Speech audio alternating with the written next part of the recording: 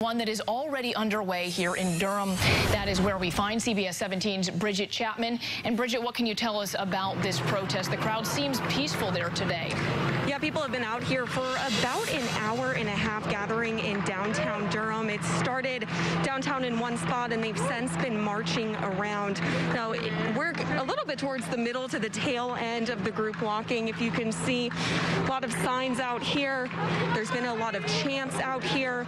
We've been hearing no justice, no peace. We've been hearing I can't breathe. This is all because of George Floyd and also other people in our community who have had to deal with racial profiling, have had to deal with police brutality.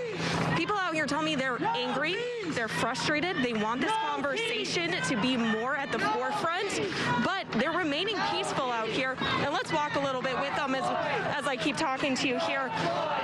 They want this to remain peaceful. They've been peaceful.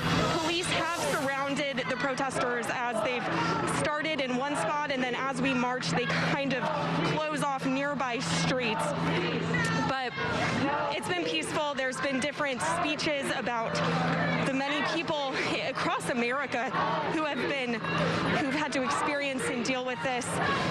One person was telling us about the pure anxiety of feeling the anxiety that he has to deal with when he's stopped by a police officer or communicates with a police officer, and they just don't want that to be the conversation anymore.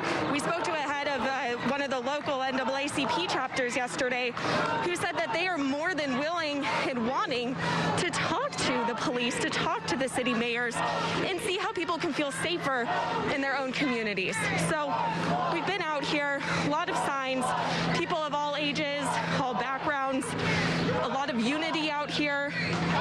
Again, many people talking about the need to remain peaceful. You can hear them chanting right now, saying George Floyd's name, the man in Minneapolis who we all know has tainted the nation all week, his death. We keep walking, we're kind of at the tail end of it.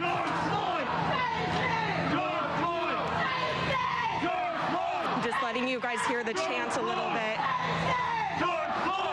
As I mentioned, people just say there needs to be action. There needs to be more conversation.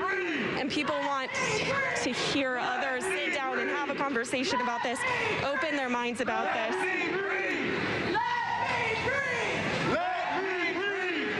Again, they've been out here probably about an hour and a half now. They started in one spot and then started to march. Police have made their presence known in terms of driving around, circling the block, but it has remained completely peaceful. Let me breathe!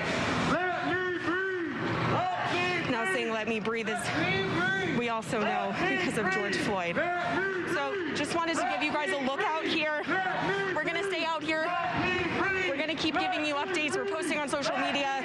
We're also going to be streaming this. So for now, live in Durham, Bridget Chapman, CBS 17 News.